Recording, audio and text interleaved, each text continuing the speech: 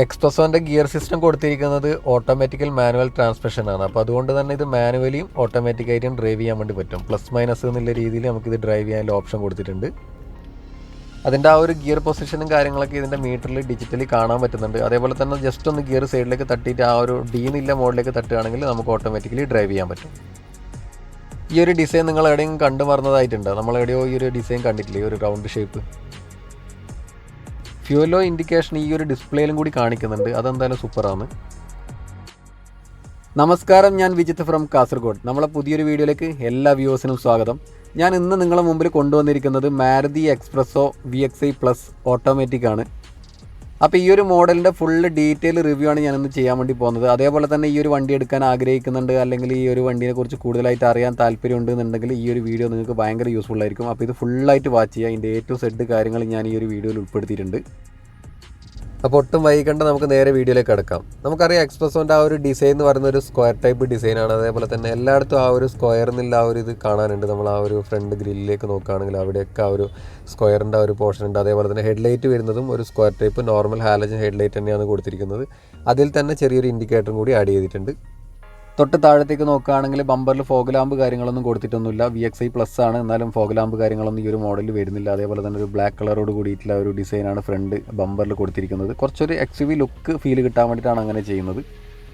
ഞാനും ഒരുപാട് വീഡിയോസിലൊക്കെ കേട്ടിട്ടുണ്ടായിരുന്നു ഇതിനൊരു സോപ്പ് വെട്ടീൻ്റെ ഡിസൈനാണ് കൊടുത്തിരിക്കുന്നത്. എന്തായാലും മാരുതി ഇറക്കുന്ന ഒരു പ്രൊഡക്റ്റ് ആയതുകൊണ്ട് തന്നെ ഈ സാധനം ഇഷ്ടം പോലെ റോട്ടിൽ കാണാനുണ്ട്. അപ്പോൾ അതുകൊണ്ടൊന്നും പേടിക്കാനോ, പ്രത്യേകിച്ച് സോപ്പ് വെട്ടീൻ്റെ ഡിസൈൻ ആയതുകൊണ്ട് ഇത് വിറ്റ് പോകാതിരിക്കാനോ ഒന്നും സാധ്യതയൊന്നുമില്ല.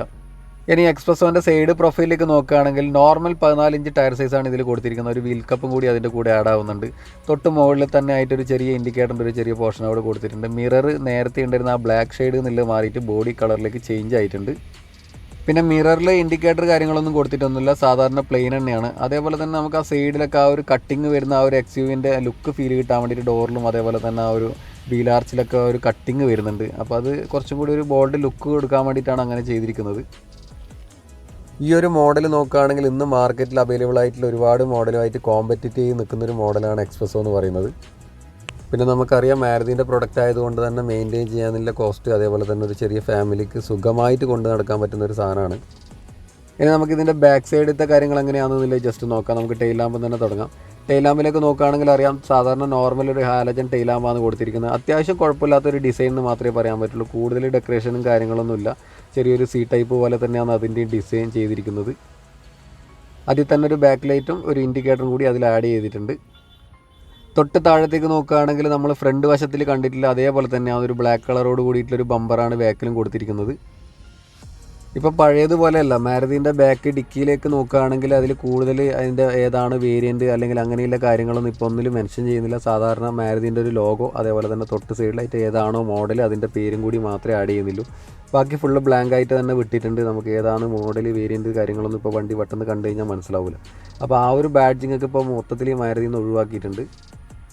ഇനി ബാക്ക് ഗ്ലാസ്സിലേക്ക് നോക്കുകയാണെങ്കിൽ അതിൽ ഡീഫോഗറോ വൈപ്പറോ കാര്യങ്ങളൊന്നും കൊടുത്തിട്ടൊന്നുമില്ല. പിന്നെ ബാക്കിലേക്ക് ഒരു റിവേഴ്സ് ലൈറ്റിൻ്റെ ഒരു പോർഷൻ അവിടെ കൊടുത്തിട്ടുണ്ട്. സ്പോയിലർ എന്ന് പറഞ്ഞുകൂടെ ആ ഒരു പോർഷൻ അങ്ങനെയാണ് ഡിസൈൻ ചെയ്തിരിക്കുന്നത്. അപ്പോൾ ഇതൊക്കെയാണ് ബാക്ക് സൈഡിൽ നിന്ന് നോക്കുന്ന സമയത്ത് കാണുന്ന കുറച്ച് കാര്യങ്ങൾ എന്ന് പറയുന്നത്. 27 ലിറ്ററാണ് ഇതിൻ്റെ ടാങ്ക് കപ്പാസിറ്റി വരുന്നത്. Fuel tank capacity 27 ലിറ്ററാണ്. അതേപോലെ തന്നെ ഈ ഒരു എക്സ്പ്രസോൻ്റെ ലെങ്ത്ത് കൊടുത്തിരിക്കുന്നത് 3565 mm ആണ് ലെങ്ത്ത് വരുന്നത്. അതേപോലെ തന്നെ വിഡ്ത്ത് കൊടുത്തിരിക്കുന്നത് 1520 mm ആണ്. ഇനി ഗ്രൗണ്ട് ക്ലിയറൻസിൻ്റെ കാര്യം നോക്കുകയാണെങ്കിൽ ഒട്ടും പുറകിലുള്ള എക്സ്പ്രസോ 180 mm ആണ് ഗ്രൗണ്ട് ക്ലിയറൻസ് വരുന്നത്. അതേപോലെ തന്നെ വീൽ ബേസ് കൊടുത്തിരിക്കുന്നത് 2380 mm ആണ്. അപ്പോൾ ആ ഒരു കാര്യത്തിൽ എക്സ്പ്രസോ പുലി തന്നെയാണ്. അത്യാവശ്യം റഫ്യൂസൊക്കെ ചെയ്തുകൊണ്ട് പ്രത്യേകിച്ച് അടിതട്ടുകയോ അല്ലെങ്കിൽ സൈഡ് തട്ടുകയോ കാര്യങ്ങളൊന്നും സംഭവിക്കുന്നില്ല. അപ്പോൾ നല്ല ഗ്രൗണ്ട് ക്ലിയറൻസും വീൽ ബേസും കാര്യങ്ങളൊക്കെ ഈ ഒരു മോഡലിന് കൊടുത്തിട്ടുണ്ട്. അതിൻ്റേതായ സ്പേസും കാര്യങ്ങളൊക്കെ അകത്ത് കാണാനുണ്ട്. അപ്പോൾ നമുക്ക് അകത്തേക്ക് നോക്കുന്ന സമയത്ത് ഡീറ്റെയിൽ ആയിട്ട് അതിനെക്കുറിച്ചിട്ട് പറയാം. പിന്നെ ഈ എക്സ്പ്രസോൻ്റെ ഈ ഒരു ഡിസൈൻ എല്ലാവർക്കും ഒരുപോലെ ഇഷ്ടപ്പെടുന്നു ഞാൻ പറയുന്നില്ല. ചിലപ്പോൾ ലേഡീസിനൊക്കെ ഇഷ്ടപ്പെടാൻ കുറച്ച് ബുദ്ധിമുട്ടുണ്ടാവും ഒരു ബോക്സി ടൈപ്പ് ആയതുകൊണ്ട് തന്നെ. പക്ഷേ ബോക്സി ടൈപ്പ് ആയതുകൊണ്ട് തന്നെ ഇതിൻ്റെ അകത്ത് നല്ല സ്പേസ് ഉണ്ട്. ഞാൻ ജസ്റ്റ് ഒന്ന് ഡോറ് തുറന്നിട്ട് അകത്ത് കാണിച്ചു തരാം.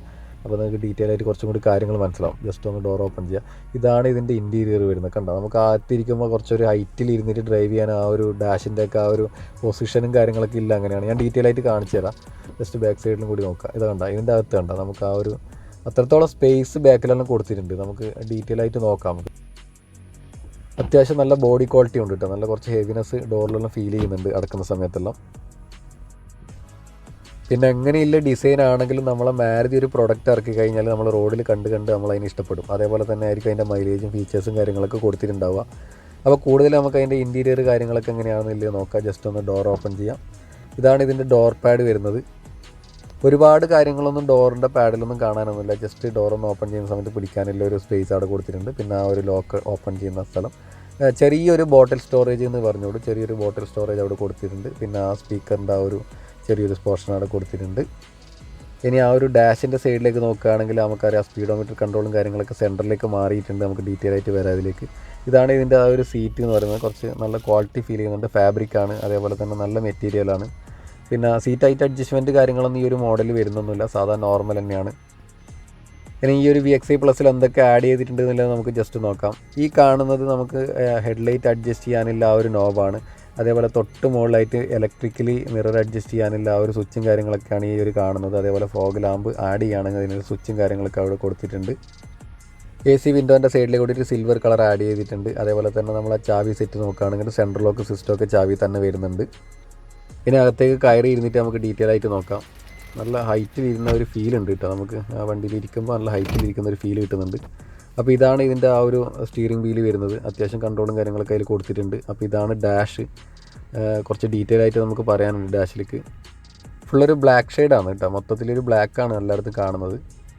ഇനി സ്റ്റിയറിംഗിലേക്ക് നോക്കുകയാണെങ്കിൽ മ്യൂസിക് സിസ്റ്റത്തിൻ്റെ കൺട്രോളും കാര്യങ്ങളൊക്കെ ഇതിന് തന്നെ കൊടുത്തിട്ടുണ്ട്. അതേപോലെ തന്നെ വോളിയം കൺട്രോൾ ചെയ്യാനും അതേപോലെ കോൾ എടുക്കാനും ഡ്രോപ്പ് ചെയ്യാനൊക്കെ ഉള്ള സ്വിച്ചും കാര്യങ്ങളൊക്കെ സ്റ്റിയറിംഗിൽ തന്നെ കൊടുത്തിട്ടുണ്ട്. ഒരു എയർ ബാഗ് ഈ സ്റ്റിയറിംഗിൽ ആഡ് ചെയ്തിട്ടുണ്ട്. അത്യാവശ്യം കാര്യങ്ങളൊക്കെ ഈ ഒരു സ്റ്റിയറിംഗിൽ കൊടുത്തിട്ടുണ്ട്. ഇതാണ് ഇതിൻ്റെ സ്റ്റീരിയോ വരുന്നത്. നമുക്ക് സ്റ്റീരിയോ ചാവി ഓൺ ചെയ്യുന്ന സമയത്ത് ഡീറ്റെയിൽ ആയിട്ട് നോക്കാം. സ്പീഡോമീറ്റർ ക്ലസ്റ്റർ കൊടുത്തിരിക്കുന്ന ഇവിടെയാണ്. അത്യാവശ്യം ഡിജിറ്റലി കാര്യങ്ങളൊക്കെ അതിൽ ആഡ് ചെയ്തിട്ടുണ്ട്.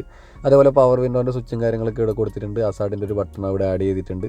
താഴെ തന്നെ ആയിട്ട് കാണുന്നത് AC-ൻ്റെ കൺട്രോളും കാര്യങ്ങളൊക്കെയാണ്. അതിൻ്റെ നോബ് സ്വിച്ചും കാര്യങ്ങളൊക്കെ ഇവിടെയാണ് കൊടുത്തിരിക്കുന്നത്. തൊട്ട് താഴത്തേക്ക് നോക്കുകയാണെങ്കിൽ 12 വോൾട്ടിൻ്റെ ഒരു ചാർജിങ് സോക്കറ്റ്, അതേപോലെ തന്നെ USB ആക്സ് കേബിൾ കണക്ട് ചെയ്യാനുള്ള ഒരു ചെറിയ പോർഷൻ അവിടെ കൊടുത്തിട്ടുണ്ട്. തൊട്ട് താഴെ തന്നെ ആയിട്ട് ചെറിയ 2 കപ്പ് ഹോൾഡർ കൊടുത്തിട്ടുണ്ട്. ചെറിയൊരു സ്റ്റോറേജ് സ്പേസും കൂടി അവിടെ കാണാനുണ്ട്. അതേപോലെ തന്നെ ഇതിൻ്റെ ഗിയർ സിസ്റ്റം വരുന്നത് ഓട്ടോമാറ്റിക് ആണെന്ന് ഞാൻ നേരത്തെ പറഞ്ഞു. ഓട്ടോമാറ്റിക്കും മാനുവൽ ട്രാൻസ്മിഷനാണ്. ഓട്ടോമാറ്റിക്കും മാനുവലി ഇത് ഡ്രൈവ് ചെയ്യാൻ പറ്റും. നമുക്ക് ഡീറ്റെയിൽ ആയി ഇതിലേക്ക് വരാം. അപ്പോൾ ഇങ്ങനെയൊക്കെയാണ് ഇവിടുത്തെ കാര്യങ്ങളൊക്കെ വരുന്നത്.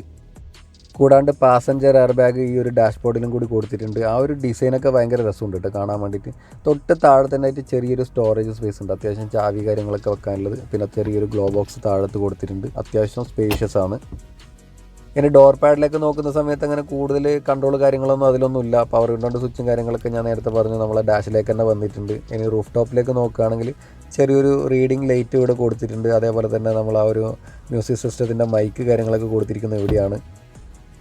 അപ്പോൾ ഇങ്ങനെയൊക്കെയാണ് ഇവിടുത്തെ കാര്യങ്ങൾ വരുന്നത്. നമുക്ക് ഡീറ്റെയിൽ ആയിട്ട് നോക്കാം. അതിന് മുമ്പായിട്ടൊന്ന് ബാക്ക് സീറ്റിലും കൂടി ഒന്ന് കയറി ഇരുന്നിട്ട് എങ്ങനെയാണ് അടുത്ത കാര്യങ്ങൾ നോക്കാം. ജസ്റ്റ് ഒന്ന് ഡോർ ഓപ്പൺ ചെയ്യാം. ഇതാണ് ബാക്ക് ഡോർ പാഡ്. ഡോർ പാഡിൽ പവർ വിൻഡോൻ്റെ സ്വിച്ച് കാണാനില്ല ഗൈസ്. മാനുവലി തന്നെ കൺട്രോൾ ചെയ്യേണ്ടതായിട്ടുണ്ട്. നമുക്ക് നോക്കാം, ഡീറ്റെയിൽ ആയിട്ട് നോക്കാം. അതിന് മുമ്പ് അകത്തേക്കൊന്ന് ജസ്റ്റ് ഒന്ന് കയറി ഇരുന്നിട്ട് നമുക്ക് അവിടുത്തെ കാര്യങ്ങൾ എങ്ങനെയാണെന്നില്ല നോക്കണം. ജസ്റ്റ് ഒന്ന് അകത്തേക്ക് കയറിയിരിക്കാം. നമുക്ക് എന്നാലും കാല് മുട്ടുന്നുണ്ടോ എന്നുള്ളത് അറിയാൻ പറ്റും. ജസ്റ്റ് ഒന്ന് കയറിയിരുന്നു. കാല് കാര്യങ്ങളൊന്നും ടച്ച് ആവുന്നില്ല. നല്ല സ്പേസാണ്, ഹൈറ്റിലാണ് ഇരുന്നിട്ടുള്ളത്. നല്ല സ്പേഷ്യസ് ആണ് ബാക്കിൽ. ഫ്ലോറും കാര്യങ്ങളൊക്കെ ഫ്ലാറ്റ് ആയിട്ട് തന്നെയാണുള്ളത്. പിന്നെ ഇവിടെ ചെറിയൊരു സ്റ്റോറേജ് സ്പേസ് ഉണ്ട്. പിന്നെ അതേപോലെ ചാർജിങ് പോർട്ടൊന്നും കാണാനൊന്നുമില്ല. അപ്പോൾ ഇങ്ങനെയാണ് ബാക്കിൽ കാണുന്ന കാര്യങ്ങളെന്ന് പറയുന്നത്. സെയിം നമ്മൾ ആ ഒരു ഫ്രണ്ടിൽ കണ്ടിട്ടില്ല അതേ ഡിസൈൻ തന്നെയാണ് ഇതിൻ്റെ സീറ്റിലൊക്കെ കൊടുത്തിരിക്കുന്നത്. അതേപോലെ തന്നെ നമുക്ക് ഹാൻഡ് റെസ്റ്റ് കാര്യങ്ങളൊന്നും ഇതിൽ വരുന്നില്ല. പിന്നെ അതേപോലെ ചെറിയൊരു ഹെഡ് റെസ്റ്റ് ഇവിടെ കൊടുത്തിട്ടുണ്ട്. അത് ഇമ്പിൾഡായിട്ട് തന്നെയാണ് കൊടുത്തിരിക്കുന്നത്. പിന്നെ അതേപോലെ ബാക്കിലേക്ക് നോക്കുകയാണെങ്കിൽ ചെറിയൊരു പാർസൽ ട്രേ ഇവിടെ കാണാനുണ്ട്. അപ്പോൾ അത്യാവശ്യം കുഴപ്പമില്ലാത്ത രീതിയിലുള്ള സ്പേസ് ബാക്ക് സീറ്റിലും ഉണ്ട് എന്നുള്ള കാര്യത്തിൽ പേടിക്കാനൊന്നുമില്ല. നല്ല സുഖമായിട്ട് കാലൊക്കെ നീട്ടി വെച്ചിരിക്കാൻ പറ്റും. അതേപോലെ തന്നെ പുറത്തേക്കുള്ള വിസിബിലിറ്റിയും കാര്യങ്ങളൊക്കെ നല്ല രീതിയിൽ ബാക്കിലിരിക്കുന്ന സമയത്ത് കിട്ടുന്നുണ്ട്. എന്തൊക്കെയാണെങ്കിലും ആ ഒരു പവർ വിൻഡോൻ്റെ സ്വിച്ച് കാണുന്നില്ല ഗൈസ്. അത് മാനുവലി തന്നെ കൺട്രോൾ ചെയ്യേണ്ടതായിട്ടുണ്ട്. അതേപോലെ അഡ്ജസ്റ്റ് ചെയ്യുക. ഇനി നമുക്ക് ബാക്ക് ബൂട്ട് സ്പേസ് എങ്ങനെയാണെന്നുള്ളത് ജസ്റ്റ് ഒന്ന് തുറന്നിട്ട് നോക്കാം. ജസ്റ്റ് ഫ്രണ്ട് ഡോർ ഒന്ന് ഓപ്പൺ ചെയ്യുക. തൊട്ട് താഴെ തന്നെ ആയിട്ട് ബൂട്ട് ഓപ്പൺ ചെയ്യാനുള്ള ആ ഒരു ലോക്ക് ബട്ടൺ കൊടുത്തിട്ടുണ്ട്. അതേപോലെ തന്നെ ഫ്യൂൽ ടാങ്കിൻ്റെ ആ ക്യാപ്പ് ഓപ്പൺ ചെയ്യാൻ ലോക്കും അവിടെ കൊടുത്തിട്ടുണ്ട്. ജസ്റ്റ് ഇവിടെ നമുക്കൊന്ന് ഓപ്പൺ ചെയ്യാം. ഇതാണ് എക്സ്പ്രസോൻ്റെ ബൂട്ട് സ്പേസ് വരുന്നത്. അത്യാവശ്യം കുഴപ്പമില്ലാത്ത സ്റ്റോറേജ് സ്പേസ് ബാക്കിലുണ്ട്. 240 ലിറ്ററാണ് ഇതിൻ്റെ ബൂട്ട് വരുന്നുള്ളത്. അത്യാവശ്യം ഒരു കുഞ്ഞ് ഫാമിലിക്ക് യൂസ് ചെയ്യാനുള്ള സ്പേസ് ഇവിടെ ഉണ്ട്. ഇതിൻ്റെ സ്റ്റെപ്പിനി വീലും കാര്യങ്ങളൊക്കെ ഇതിൻ്റെ തൊട്ട് താഴെ തന്നെ കൊടുത്തിട്ടുണ്ട്. അതേപോലെ തന്നെ ഇനി സ്പേസ് ഇത് പോരാന്നുണ്ടെങ്കിൽ എക്സ്പാൻഡ് ചെയ്യാനാണെങ്കിൽ ഈ ഒരു ലോക്ക് പിടിച്ച് പൊക്കിക്കഴിഞ്ഞാൽ ജസ്റ്റ് സീറ്റ് ഫ്രണ്ടിലേക്ക് ഫോൾഡ് ചെയ്യാൻ വേണ്ടി പറ്റും. അപ്പോൾ നമുക്ക് ബൂട്ട് സ്പേസ് പിന്നെയും കൂട്ടാനുള്ള സൗകര്യമുണ്ട്. പക്ഷേ 2 ആൾക്ക് മാത്രമേ യാത്ര ചെയ്യാൻ പറ്റുള്ളൂ. പിന്നെ ആ ഒരു സെഗ്മെൻറ്റിൽ നോക്കുന്ന സമയത്ത് കമ്പാരിറ്റീവ്ലി വലിയ കുഴപ്പമില്ലാത്ത രീതിയിൽ സ്പേസ് എക്സ്പ്രസോയിൽ കൊടുത്തിട്ടുണ്ട് എന്നുള്ള രീതിയിൽ പറയാം. ഇനി നമ്മൾ അടുത്തതായിട്ട് നോക്കുന്നത് ഇതിൻ്റെ പ്രൈസ് റേഞ്ച് എങ്ങനെയാണെന്നില്ല. നമ്മളിപ്പോൾ ഈ എക്സ്പ്രസോ എടുത്തിരിക്കുന്നത് VXi പ്ലസ് ഓട്ടോമാറ്റിക് വേരിയൻ്റ് ആണ്. ഇതിൻ്റെ എക്സ്ഷോറൂം പ്രൈസ് വരുന്നത് 5,99,000 രൂപയാണ്. എന്നുവെച്ചാൽ 6 ലക്ഷം രൂപയാണ് ഇതിൻ്റെ എക്സ്ഷോറൂം പ്രൈസ് വരുന്നത്. ഇതിൻ്റെ കൂടെ റോഡ് ടാക്സ് ഇൻഷുറൻസും കൂടി അടക്കുകയാണെങ്കിൽ നമുക്ക് ഈ ഒരു സാധനം റോട്ടിലിറക്കാവുന്നതാണ്. അടുത്തതായി ഇനി നമ്മൾ നോക്കാൻ വേണ്ടി പോകുന്നത് അതിൻ്റെ ചാവി ഒന്ന് ഓൺ ചെയ്തിട്ട് അതിൻ്റെ ആ ഒരു ക്ലസ്റ്റർ അതേപോലെ തന്നെ മ്യൂസിക് സിസ്റ്റത്തിൻ്റെ കാര്യങ്ങളൊക്കെ എങ്ങനെയാണെന്നില്ല ഒന്ന് ഡീറ്റെയിൽ ആയിട്ട് പറഞ്ഞുതരാം. ജസ്റ്റ് ഒന്ന് ഡോർ ഓപ്പൺ ചെയ്തിട്ട് നമുക്ക് അകത്ത് കയറി ഇരുന്നിട്ട് ഡീറ്റെയിൽ ആയിട്ട് നോക്കാം നമുക്ക് അതൊന്നും എങ്ങനെയാണെന്നുള്ളത്. ഓട്ടോമാറ്റിക് ആയതുകൊണ്ട് തന്നെ ക്ലച്ചില്ല. ജസ്റ്റ് ബ്രേക്ക് ഒന്ന് പ്രസ് ചെയ്ത് പിടിച്ചിട്ട് വേണം വണ്ടി സ്റ്റാർട്ട് ചെയ്യാൻ വേണ്ടിയിട്ട്. പോരാത്തതിന് അത് ന്യൂട്രലാണോ ഉള്ളതെന്നും കൂടി ഒന്ന് ജസ്റ്റ് നോക്കണം. ന്യൂട്രലിലേക്ക് മല്ലൊന്ന് തട്ടുക, ജസ്റ്റ് ഒന്ന് ചാവി തിരിക്കുക, വണ്ടി സ്റ്റാർട്ടായി. എക്സ്പ്രസോൻ്റെ മ്യൂസിക് സിസ്റ്റമാണ് ഈ കാണുന്നത്. തൊട്ട് മുകളിലായിട്ട് കാണുന്നതാണ് അതിൻ്റെ സ്പീഡോമീറ്റർ ക്ലസ്റ്റർ. ഫുള്ള് ഡിജിറ്റലി തന്നെയാണ് കൊടുത്തിട്ടുള്ളത്. അത് നമ്മൾ സ്പീഡാവുന്നതിനനുസരിച്ച് ചെറുങ്ങനെ റീഡാവും. പിന്നെ നമ്മൾ ഡ്രൈവ് ചെയ്യുന്ന സമയത്ത് ആ ഒരു ഗിയർ സിസ്റ്റത്തിൻ്റെ പൊസിഷനും കാര്യങ്ങളൊക്കെ എങ്ങനെയാണെന്നില്ല നമുക്ക് ആ ഒരു ക്ലസ്റ്ററിൽ കാണാൻ വേണ്ടി പറ്റുമോ. ഞാൻ ജസ്റ്റ് ഗിയർ ചേഞ്ച് ചെയ്യുന്ന സമയത്ത് കാണിക്കാം. ഇതാണ് ഇതിൻ്റെ മ്യൂസിക് സിസ്റ്റം. 17.78 സെൻറ്റിമീറ്ററാണ് മ്യൂസിക് സിസ്റ്റത്തിൻ്റെ ആ സൈസ് വരുന്നുള്ളത്. അതേപോലെ തന്നെ ആൻഡ്രോയിഡ് ഓട്ടോ, ആപ്പിൾ കാർപ്ലേയും കൂടി സപ്പോർട്ടാവുന്ന ഒരു മ്യൂസിക് സിസ്റ്റമാണ്. അത്യാവശ്യം കുഴപ്പമില്ലാത്തൊരു ടച്ചാണെന്നേ പറയാൻ പറ്റുള്ളൂ. നല്ല സ്മൂത്ത് എന്നൊന്നും പറയൂല, അത്യാവശ്യം കുഴപ്പമില്ല. അതേപോലെ തന്നെ നമ്മൾ ആ ഒരു ഫ്യൂൽ ഇൻഡിക്കേഷൻ കാര്യങ്ങളൊക്കെ ഈ ഒരു ഡിസ്പ്ലേയിലും കാണിക്കുന്നുണ്ട്. തൊട്ട് താഴെ തന്നെയാണ് കേട്ടോ ആ ഒരു പവർ വിൻഡോൻ്റെ സ്വിച്ച് കൊടുത്തിരിക്കുന്നത്. ജസ്റ്റ് ഒന്ന് താഴോട്ടും മുകളിലോട്ടും പ്രസ് ചെയ്ത് കഴിഞ്ഞാൽ പവർ വിൻഡോ കൺട്രോൾ ചെയ്യാൻ പറ്റും. ഞാൻ തുടക്കത്തിൽ പറഞ്ഞു ഈ ഒരു ഡിസൈൻ എവിടെയോ കണ്ടിട്ടുണ്ട്. ഇത് നമ്മൾ മിനി കൂപ്പറിൽ കണ്ടിട്ടുള്ളൊരു ഡിസൈനാണ്. ഞാൻ അതുമായിട്ട് കമ്പയർ ചെയ്തൊന്നുമല്ല, ജസ്റ്റ് പറഞ്ഞേ ഉള്ളൂ. പിന്നെ തൊട്ട് താഴെ തന്നെയാണ് ആ AC-ൻ്റെ കൺട്രോളെല്ലാം വരുന്നത്. അതൊക്കെ നമ്മൾ നേരത്തെ പറഞ്ഞിട്ടില്ല, അതേപോലെ തന്നെയാണ്. അതിൽ കൂടുതൽ പ്രത്യേകിച്ച് കാര്യങ്ങളൊന്നും എടുത്ത് പറയാനൊന്നുമില്ല. അതേപോലെ തന്നെ മ്യൂസിക് സിസ്റ്റത്തിൻ്റെ കൺട്രോളും കാര്യങ്ങളൊക്കെ സ്റ്റീറിങ്ങിലുണ്ട്. അത് നമുക്ക് കൺട്രോൾ ചെയ്യാനും കാര്യങ്ങളൊക്കെ ഈസിയാണ്. കുറച്ചും കൂടി ഈസി ആയിട്ട് കൺട്രോൾ ചെയ്യാൻ പറ്റും സ്റ്റീറിങ്ങിലേക്ക് വരുന്ന സമയത്ത്. അപ്പോൾ അത്രയൊക്കെയാണ് നമുക്ക് ഈ ഒരു ഡാഷ് ബോർഡിൽ നോക്കുന്ന സമയത്ത് എടുത്ത് പറയേണ്ടതായിട്ടുള്ള കുറച്ച് കാര്യങ്ങൾ എന്ന് പറയുന്നത്. പിന്നെ നമ്മൾ ആ ഒരു സ്പീഡോമീറ്റർ ക്ലസ്റ്റർ ഇങ്ങോട്ട് മാറിയതുകൊണ്ട് അതിൻ്റേതായിട്ടൊരു ബുദ്ധിമുട്ട് ഇരിക്കുന്ന സമയത്ത് എനിക്ക് ഫീൽ ചെയ്യുന്നുണ്ട്. ഇനി നമുക്ക് ജസ്റ്റ് ഒന്ന് വണ്ടി ഒന്ന് അനക്കി നോക്കിയാൽ സ്റ്റിയറിംഗ് എങ്ങനെയുണ്ടെന്നുള്ളത് ജസ്റ്റ് നോക്കാം. കൂടുതൽ ഓടിക്കുന്നൊന്നുമില്ല. ഡ്രൈവ് വേണമെന്നുണ്ട്, ടെസ്റ്റ് ഡ്രൈവ് വേണമെന്നുണ്ടെങ്കിൽ ജസ്റ്റ് ഒന്ന് കമൻറ്റ് ബോക്സിൽ മെസ്സേജ് ആയിട്ട് ഇട്ട് കഴിഞ്ഞാൽ നമുക്ക് ഒരു ദിവസം നോക്കിയിട്ട് ചെയ്യാവുന്നതാണ്. സ്റ്റിയറിംഗ് നല്ല സ്മൂത്ത് ഉണ്ട്. ഇലക്ട്രിക് പവർ സ്റ്റിയറിംഗ് തന്നെയാണ് കൊടുത്തിട്ടുള്ളത്. നല്ല സ്മൂത്ത്നെസ് ഉണ്ട്. അതേപോലെ എല്ലാ വാണിങ്ങും നമ്മൾ ആ ഒരു സ്റ്റീരിയോയിൽ വരുന്നുണ്ട് കേട്ടോ. സീറ്റ് ബെൽറ്റ് ഇടാത്തതിൻ്റെ വാണിങ്ങും കാര്യങ്ങളൊക്കെ സ്റ്റീരിയോയിൽ കാണിക്കുന്നുണ്ട്. അപ്പോൾ കൂടുതൽ ഡ്രൈവ് ചെയ്യുന്നൊന്നുമില്ല. അപ്പോൾ ഇത്രയൊക്കെയാണ് ഇവിടുത്തെ കാര്യങ്ങൾ എന്ന് പറയുന്നത്. നമുക്കിനി കൂടുതലായിട്ട് നോക്കാനുള്ളത് ഇതിൻ്റെ ആ ഒരു ഗിയർ സിസ്റ്റം എങ്ങനെയാണെന്നുള്ളത് ഞാൻ ജസ്റ്റ് പറഞ്ഞുതരാം. ഇതാണ് ഇതിൻ്റെ ഗിയർ സിസ്റ്റം വരുന്നത്. ഇത് മാനുവലും ഓട്ടോമാറ്റിക്കലും ഡ്രൈവ് ചെയ്യാം. ഞാൻ ജസ്റ്റ് ഒന്ന് റിവേഴ്സിലിട്ട് കാണിക്കാം. ഈ ഒരു മോഡലിൽ ക്യാമറ വരുന്നില്ല കേട്ടോ. ജസ്റ്റ് നമ്മൾ ആ ഒരു ബാക്ക് സെൻസർ മാത്രമേ ഉള്ളൂ, ആ ഒരു ബീപ്പ് സൗണ്ട് മാത്രമേ ഉണ്ടാവുള്ളൂ. ജസ്റ്റ് ഇങ്ങോട്ട് തട്ടിയിട്ട് താഴോട്ട് ഇട്ടിട്ട് നമുക്ക് പ്ലസ് മൈനസ് എന്നുള്ള രീതിയിൽ ഇത് മാനുവലി ഡ്രൈവ് ചെയ്യാൻ പറ്റും. ജസ്റ്റ് പ്ലസ് മൈനസ് അങ്ങനെ ആകുമ്പോൾ നമുക്ക് ഫസ്റ്റ് സെക്കൻഡ് എന്നുള്ള രീതിയിൽ മാറാൻ പറ്റും. അതിൻ്റെ ആ ഒരു ഏത് ഗിയറിലാണ് നമ്മൾ ഡ്രൈവ് ചെയ്യുന്നതെന്നുള്ള ആ ഒരു സിഗ്നൽ കാര്യങ്ങളൊക്കെ ഈ ഒരു മീറ്ററിൽ കാണിക്കുന്നുണ്ട് കണ്ടോ. ഇപ്പോൾ ഫസ്റ്റിലാണെങ്കിൽ ഉള്ളത് ഫസ്റ്റിൽ കാണിക്കും. അതേപോലെ അത് ഡ്രൈവ് ചെയ്യുന്ന സമയത്ത് നമുക്ക് ആ ഒരു ഗിയർ ചേഞ്ച് ആവുന്നത് അവിടെ കാണാൻ വേണ്ടി പറ്റും. ഇനി ഓട്ടോമാറ്റിക്കലാണ് ഡ്രൈവ് ചെയ്യുന്നതെങ്കിൽ ആ ഡീന്നില്ല ആ ഒരു ഓപ്ഷനിലേക്ക് ഗിയർ മാറിയതിന് ശേഷം നമ്മൾ ആക്സിലേറ്റർ കൊടുത്തു കഴിഞ്ഞാൽ ഓട്ടോമാറ്റിക്കലി ഡ്രൈവ് ചെയ്യാൻ വേണ്ടി പറ്റും. അപ്പോൾ ഇങ്ങനെയാണ് ഇതിൻ്റെ ആ ഒരു ഗിയർ സിസ്റ്റം എന്ന് പറയുന്നത്. അത് കൂടുതലായിട്ട് നമുക്കിതിൽ വീഡിയോയിൽ ഉൾപ്പെടുത്താൻ പറ്റില്ല. നമുക്ക് വീഡിയോക്ക് ഭയങ്കര ലെങ്ത്ത് വരാൻ സാധ്യതയുണ്ട്. വേണമെങ്കിൽ നമുക്ക് ഓട്ടോമാറ്റിക്കിൻ്റെ ഒരു ഡ്രൈവ് പിന്നീട് അറേഞ്ച് ചെയ്യാം. ജസ്റ്റ് നമുക്കൊന്ന് ബോണറ്റ് ഓപ്പൺ ചെയ്തിട്ട് ഇതിൻ്റെ എൻജിൻ സൈഡും കൂടി എങ്ങനെയാണെന്നുള്ളത് നോക്കിയിട്ട് നമുക്ക് വീഡിയോ വൈൻഡപ്പ് ചെയ്യാം. 1000 cc 3 സിലിണ്ടർ എഞ്ചിനാണ് ഈ എക്സ്പ്രസോക്ക് കൊടുത്തിരിക്കുന്നത്. അതേപോലെ തന്നെ ഇതിൻ്റെ പവർ വരുന്നത് 65 bhpയും ടോർക്ക് കൊടുത്തിരിക്കുന്നത് 81 Nm ആണ് ടോർക്ക് റിഡ്യൂസ് ചെയ്യുന്നത്. അപ്പോൾ അതൊക്കെ കൊണ്ട് തന്നെ അത്യാവശ്യം കുഴപ്പമില്ലാത്ത പെർഫോമൻസും അതേപോലെ തന്നെ നല്ലൊരു മൈലേജും കിട്ടാൻ സാധ്യതയുള്ള ഒരു എഞ്ചിനാണ് ഇതിന് കൊടുത്തിരിക്കുന്നത്. 21 കിലോമീറ്ററാണ് കമ്പനി മൈലേജ് അവകാശപ്പെടുന്നത്. എന്തായാലും ഒരു 19-20 റേഞ്ചിൽ കിട്ടാൻ സാധ്യതയുണ്ട്. പിന്നെ ഈ ഒരു എഞ്ചിന് അല്ലെങ്കിൽ ഈ ഒരു ഓട്ടോമാറ്റിക്കിനെ മാരുതി പറയുന്നത് AGS എന്നാണ്. അതുകൊണ്ട് തന്നെ ഇത് ഡ്രൈവ് ചെയ്യുന്ന സമയത്ത് നല്ലൊരു ഫീല് കിട്ടാൻ സാധ്യതയുണ്ട്. എന്ന് വെച്ചാൽ മാനുവലി നമുക്ക് ഈ ഒരു വണ്ടി ഡ്രൈവ് ചെയ്യാൻ പറ്റും. എന്തെങ്കിലും കയറ്റം കയറുന്ന സമയത്തെല്ലാം എന്തെങ്കിലും ഇഷ്യൂസ് ഉണ്ടെങ്കിൽ നമുക്ക് മാനുവലി തട്ടിയിട്ടും വണ്ടി ഡ്രൈവ് ചെയ്യാനുള്ളൊരു ഓപ്ഷൻ ഇതിൽ കൊടുത്തിട്ടുണ്ട്. അപ്പോൾ അത്യാവശ്യം വേണ്ടുന്ന കാര്യങ്ങളൊക്കെ ഞാൻ ഈ ഒരു വീഡിയോയിൽ ഉൾപ്പെടുത്തിയിട്ടുണ്ടെന്ന് വിചാരിക്കുന്നുണ്ട്. അപ്പോൾ ഒരുപാട് പറഞ്ഞിട്ട് വീഡിയോക്ക് ലെങ്ത്ത് കൂട്ടുന്നില്ല. അപ്പോൾ നിങ്ങൾക്ക് ഈ ഒരു വീഡിയോ ഇഷ്ടപ്പെട്ടിട്ടുണ്ട്, യൂസ്ഫുൾ ആയിട്ട് തോന്നുന്നുണ്ടെങ്കിൽ ഒന്ന് വീഡിയോക്ക് ലൈക്ക് ചെയ്യാൻ വേണ്ടി മറക്കരുത്. അതുപോലെ തന്നെ നമ്മളെ ചാനൽ ഇനിയും സബ്സ്ക്രൈബ് ചെയ്യാൻ വേണ്ടി വിട്ടുപോയിട്ടുണ്ടെങ്കിൽ തൊട്ട് താഴത്ത് സബ്സ്ക്രൈബ് ബട്ടൺ ഉണ്ട്, ഒന്ന് ജസ്റ്റ് സബ്സ്ക്രൈബ് ചെയ്യുക. അതുപോലെ തന്നെ തൊട്ടടുത്ത് തന്നെ ഒരു ബെല്ലൈക്കണും കൂടിയുണ്ട്, അതും കൂടി ഒന്ന് എനേബിൾ ചെയ്തിടുക. അങ്ങനെയാണെങ്കിൽ ഇനി ഞാൻ അപ്ലോഡ് ചെയ്യുന്ന വീഡിയോസ് കാര്യങ്ങളൊക്കെ നിങ്ങൾക്ക് അപ്പം തന്നെ നോട്ടിഫിക്കേഷനായിട്ട് കിട്ടുന്നതായിരിക്കും. അപ്പോൾ ഇനി നമ്മളെ വാഹന സംബന്ധമായിട്ടുള്ള എന്തെങ്കിലും സംശയങ്ങൾ കാര്യങ്ങൾ ഉണ്ടെങ്കിൽ നിങ്ങൾക്ക് നമ്മളെ കമൻറ്റ് ബോക്സിൽ മെസ്സേജ് ആയിട്ട് ഇടാവുന്നതാണ്. എന്തായാലും thank you for watching my video.